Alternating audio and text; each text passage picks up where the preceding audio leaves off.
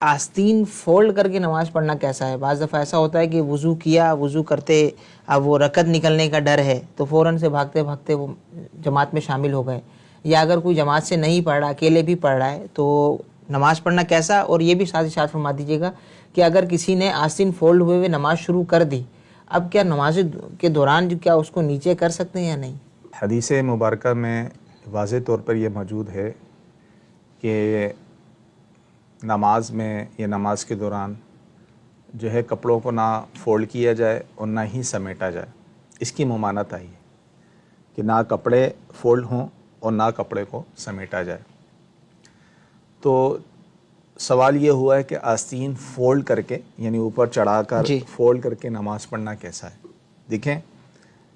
اگر تو آستین یہ کلائی کہلاتی ہے، یہ پوری کلائی کہلاتی ہے، تو آدھی کلائی سے اوپر اگر آستین کو فولڈ کیا ہے، آدھی کلائی سے اوپر، جیسے یہ جو فولڈ ہے یہ آدھی کلائی سے اوپر ہے،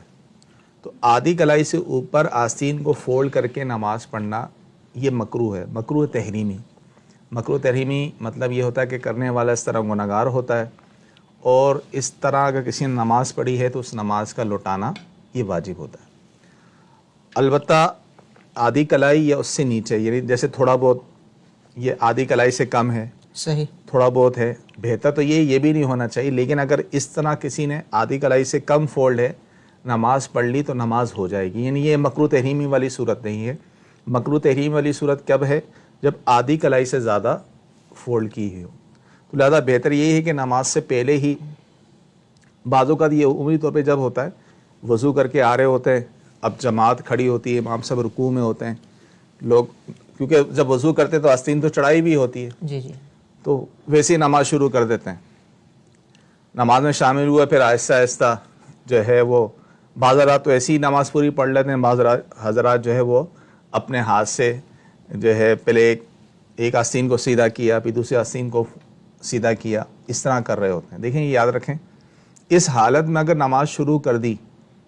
تو یہ مکروہ تحریمی والی صورت ہو چکی۔ اگرچہ دوران نماز کسی نے عمل قلیل کے ذریعے اس کو نیچے کر لیا تو نماز تو ہو جائے گی، لیکن اگر عمل کثیر ہوا، عمل کثیر اسے کہتے ہیں کہ دور سے دیکھنے والا یہ سمجھے کہ یہ شخص نماز میں نہیں ہے، یعنی دونوں ہاتھ ایسے سے کر کے کر رہے ہیں اور عمل کثیر والی صورت کر رہا ہے، تو پھر نماز ٹوٹ جائے گی۔ لیکن عمل قلیل کے ذریعے سے کر رہا ہے، ایک ہاتھ سے ایسا ایسا نیچے کر رہا ہے، تو نماز تو ہو جائے گی، لیکن جب اس نے اس حالت میں نماز شروع کی ہے تو اس کی نماز مکروہ تحریمی ہو چکی۔ اب اس نماز کا لوٹانا یہ واجب ہوگا۔ اور اگر تو تھوڑی بہت یعنی آدھی کلائی سے کم فولڈ تھی اور اس نے ایسا عمل قلیل کے ذریعے سے اس کو نیچے کر لیا تو اس صورت میں بھی نماز ہو جائے گی، اور ویسے ہی آدھی کلائی سے کم ہو تو اس صورت میں نماز مکروہ تحریمی نہیں ہوتی، نماز ہو جاتی ہے۔